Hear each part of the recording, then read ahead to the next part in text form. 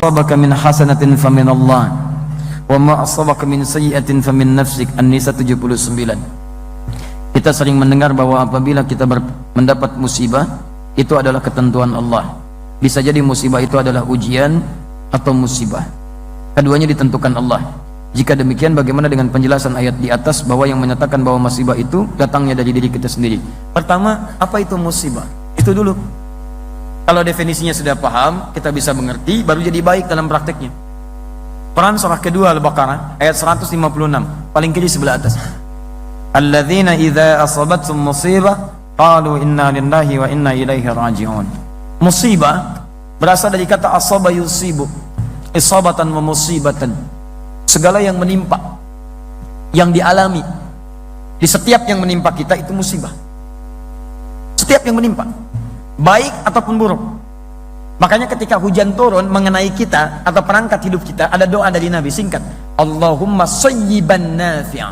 Sayyiban seakar dengan kata musibah. Asaba yusibu sayyiban, menimpa dengan cepat, cepat, tak tak tak tak tak tak. Sayyiban. Di asal kata musibah itu yang kita alami semua, yang terasa terlihat baik, menyenangkan, atau yang terlihat tampak seperti tidak menyenangkan. Maaf, meninggal musibah, terlihat seperti tidak menyenangkan. Maaf, lahir musibah, terlihat seperti menyenangkan. Naik kedudukan musibah, turun kedudukan musibah. Saya pun ketemu antum sekarang musibah buat saya. Betul, saya sedang menimpa keadaan saya sekarang, itu musibah. Antum ketemu saya musibah. Setiap yang kita alami. Jikalau musibah itu terlihat baik, maka menyikapinya dengan syukur. Musibah terlihat tidak menyenangkan, maka cara menyikapinya dengan sabar. Ketentuan musibah yang pertama adalah semua yang bersumber dari Allah itu baik ketentuannya. Awas, semua yang bersumber dari Allah itu baik ketentuannya. Cuman saat kita terima, pandangan kita kadang-kadang melihatnya ada terlihat menyenangkan, ada terlihat yang tidak seperti menyenangkan. Maka rumusnya adalah ketika antum melihat sesuatu yang menyenangkan, maka muncul rumus syukur di sini. La in syakartum la azidannakum. Ketika antum melihat seperti yang tidak menyenangkan, maka di sini kemudian teman-teman sekalian sabar berlaku di sini. Bagaimana cara sabarnya? Pertama, Quran surah kedua ayat 216, paling kiri sebelah atas. Kutiba alaikumul qitalu wa huwa kurhul lakum. Perangi perasaan kita. Ini ayat turun tentang jihad. Tapi bukan karena jihadnya, karena perasaan yang bergolak. Ada perasaan, duh kok sekarang ya, bagaimana kalau nggak besok aja, aduh saya nggak siap. Ada ujian, dia merasa kurang menyenangkan. Maka kata Al-Quran, perangi itu. Bersikap positive thinking dulu, yang baik-baik. Ayat ini ingin mengatakan, maaf, kalau ada yang terlihat tidak menyenangkan, ujian-ujian yang membuat antum terasa berat, jangan mengeluh. Di Quran tidak ada ayat keluhan. Tidak ada ayat keluhan. Kalau ada satu ayat untuk mengeluh, maka saya orang pertama kali yang akan mengeluh. Perhatikan, sifat musibah sekalipun tidak menyenangkan, berat bagi kita teman-teman sekalian, dia diikat dengan ayat-ayat yang lainnya. Ayat pertama, Allah tidak akan titipkan musibah itu yang terasa berat kecuali bagi orang yang sanggup untuk mendapatinya. Tidak ada ujian di luar batas kesanggupan. Quran surah kedua ayat 286. La yukallifullahu nafsan illa. Tidak ada ujian kecuali sesuai dengan batas kemampuan. Jadi kalau antum sekarang punya masalah berat luar biasa, itu artinya kenapa diujikan pada antum? Karena cuman antum yang mampu, yang lain tidak. Makanya tidak diujikan kepada saya, tapi dititipkan kepada antum, karena cuma antum yang mampu, yang lain tidak. Kalau antum tidak mampu, mustahil Allah titipkan ujian itu pada antum, karena cuma antum yang bisa. Jangan antum mengeluh mengatakan, ya Allah, kenapa mesti saya ya Allah? Ya Allah, why me? Kata Allah, why not? Kenapa tidak? Anda yang mampu. Jadi kalau anda nggak mampu, mustahil dititipkan ujian kepada anda. Jadi sudah jalani, alhamdulillah, terima dulu dengan sabar. Kelima. Yang kedua teman-teman sekalian, setelah itu rumus yang kedua, setiap persoalan sesulit apapun akan bersanding dengan solusi yang semudah luar biasa. Persoalan paling sulit disebut dengan usrun, solusi termudah disebut dengan yusrun. Ketika Allah menurunkan usrun, maka disandingkan dengan yusrun. Inna ma'al usri yusra, fa inna ma'al usri yusra. Dalam setiap kesulitan ada kemudahan. Makanya ini rumus Quran, keluarkan dalam bentuk solusi psikologis. Begitu datang masalah, kalimat Quran tadi ramu dalam kalimat kita. Lihat kalimatnya, datang masalah, pasti selesai. Saya pasti bisa. Saya pasti bisa, pasti selesai. Itu kalimat terjemahan yang bagus. Setiap ada kemudahan, setiap ada kesulitan, ada solusi, pasti selesai. Ini secara psikologi membuat kita lebih mudah. Jadi kalau antum sedang punya masalah, langsung hadirkan. Insya Allah saya mampu. Pasti selesai. Pasti selesai. Nggak ada persoalan yang nggak ada solusinya. Jadi ketika keyakinan itu ada, sekarang yang praktekkan orang Jepang. Orang Jepang lihat, ya maaf, ketika mereka punya persoalan, saya pasti bisa. Kamu bisa, kamu bisa. Taklukan benteng Takeshi, mulai ditaklukkan. Pasti bisa, saya bisa, kamu bisa. Masya Allah, kamu bisa, kamu bisa. Itu yang dipakai orang-orang luar yang punya teori kita. Korea ingin nyusul Jepang. Dari mulai TK, ketika mereka mulai baris, mereka mulai keluar kalimat-kalimat. Harus lebih daripada Nippon, harus lebih daripada Nihon, lebih daripada Jepang, lebih daripada Jepang. Jepang bikin Honda, mereka bikin Hyundai. Kita menyebutnya Hyundai. Lihat cek, Jepang bikin ini, Korea bikin ini. Jepang maju dalam bola, Korea maju dalam bola. Semua disusul, semua disusul. Kamu bisa, kamu bisa. Yang punya teorinya kita, yang punya praktekan orang lain. Kalau sudah seperti itu teman-teman sekalian, terima dan lihat sifat yang ketiga. Setiap persoalan ada solusi. Yang ketiga, sifat Allah ingin menjadikan setiap solusi itu mudah kita dapatkan. Quran surah yang kedua ayat 185. Yuridullahu bikumul yusra wa la yuridu bikumul usra. Dengan persoalan itu Allah inginkan hidup kita jadi lebih baik, lebih mudah dibandingkan dengan sebelumnya. Prinsip yang ketiga, maaf, ujian itu diturunkan oleh Allah kata Al-Quran untuk meningkatkan kualitas hidup kita, bukan ingin membuat hidup kita bermasalah. Bentar ya, bentar. Anak SD kalau ingin lulus SMP, ke SMP, ujian tidak? Berarti ujian itu untuk menguji kemampuan dia supaya masuk ke SMP. SMP kalau ingin ke SMA, ujian tidak? Ujian itu bukan ingin memberikan beban, tapi ingin meningkatkan pengetahuan supaya pengetahuannya setara dengan SMA. Naik SMA ke kampus, demikian seterusnya. Jadi hukum kehidupan kalau ingin meningkat kualitasnya mesti lulus ujian. Saat antum diberikan masalah oleh Allah, itu artinya antum ingin dinaikkan kelasnya supaya lebih tinggi kelas dalam kehidupan.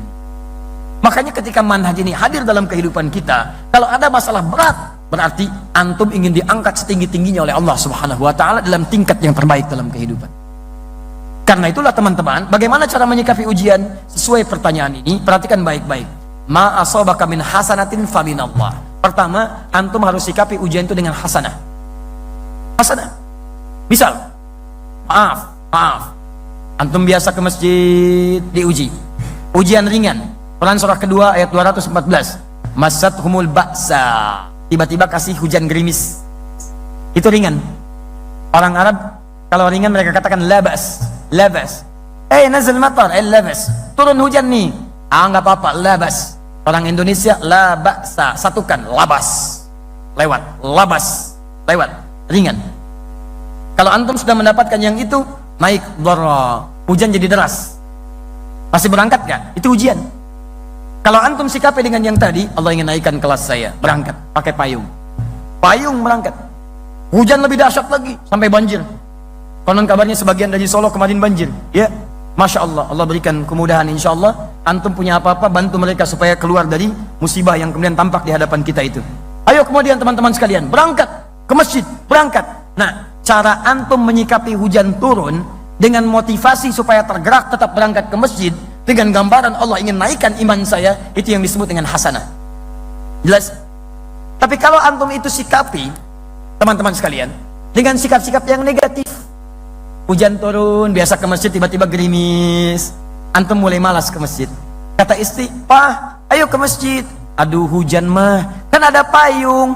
Takut ria, Masya Allah. Takut ria. Baik, respon antum negatif yang tidak ingin ke masjid itu karena melihat ada situasi sebagai ujian padahal meningkatkan iman antum, maka disebut dengan sayyi'ah namanya. Sayyi'ah. Nah, kalau antum merespon dengan hasanah, itu bagian dari petunjuk Allah Subhanahu wa taala tanamkan pada jiwa antum. Itu pilihan.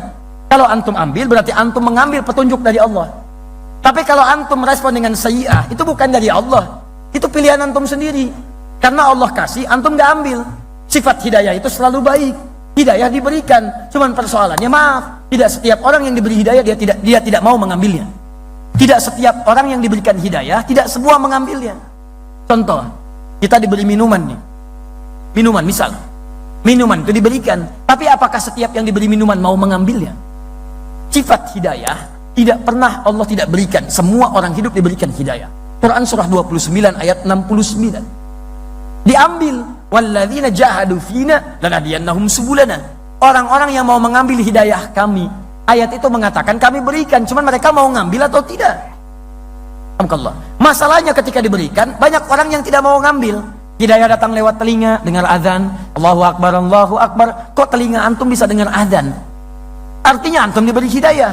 Tapi apakah setiap yang dengan azan mau ke masjid? Belum tentu. Nih, antum lewat tuh, banyak orang lewat ke masjid dari mulai subuh. Pertanyaannya, kok bisa lewatnya depan sini? Padahal bisa lewat di depan tempat yang lain. Kok kenapa antum diperjalankan bisa lewat masjid? Itu hidayah lewat mata. Cuman tidak setiap orang yang melihat masjid bisa mau ke masjid. Persoalannya maaf, bukan karena Allah nggak kasih, hasanahnya Allah kasih. Cuman respon kita apakah mengambil atau tidak, itu sikap antum. Kalau antum ambil, itu bagian dari petunjuk yang diambil, itu hasanah. Kalau antum tidak ambil, itu dari pribadi antum, namanya sayyi'ah. Makanya turun ayat yang antum tadi tuliskan. An-Nisa ayat 79. Ma asabaka min hasanatin faminallah. Kalau diambil kebaikan itu, maka antum mengambil kebaikan dari Allah. Wa ma asabaka min sayyi'atin famin nafsik. Allah sudah kasih kebaikan, antum malah putuskan yang salah, maka itu dari pribadi antum sendiri. Jangan kaitkan kesalahan dengan ketentuan Allah Subhanahu wa taala, karena itu bagian dari pilihan antum berdasarkan ketetapan yang Allah telah tetapkan dalam kehidupan. Paham tentang ayat ini? Sekarang pilihan bagi kita, saya sudah menyampaikan ayatnya, sudah menerangkan hadisnya, sudah menjelaskan konsepnya. Tinggal antum ingin menjadi hasanah atau ingin masuk dalam bagian sayyi'ah. Maaf, kalau cuma berlomba untuk mendapatkan sayyi'ah, antum terlambat. Sudah ada Qarun yang duluan, sudah ada Fir'aun yang duluan, sudah ada Abu Lahab, sudah ada Abu Jahal, sudah ada abu-abu yang lainnya, yang semua sudah menjadi abu. Kalau antum ingin berlomba, antum ketinggalan. Saatnya kita berubah. Ayo, sekali lagi, bantu negara ini, bantu dunia saat ini, yang sudah muncul banyak keburukan-keburukan, maksiat sudah di mana-mana, bahkan sudah berlomba dengan binatang telanjang, gak malu, wajar, gak punya takwa. Lihat delman keliling Solo, gak pakai celana, gak akan malu, biasa aja. Tapi antum berlomba ingin melepas pakaian-pakaian, antum ketinggalan teman-teman. Kalau cuman kontes melepas busana, binatang lebih jagoan.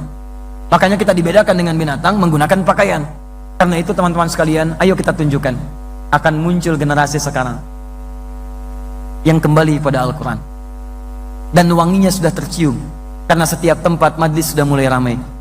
Al-Quran sudah bergema, rumah Quran sudah menyebar di mana-mana, dan itu terjadi di Indonesia, bukan di tempat-tempat negara-negara pada umumnya.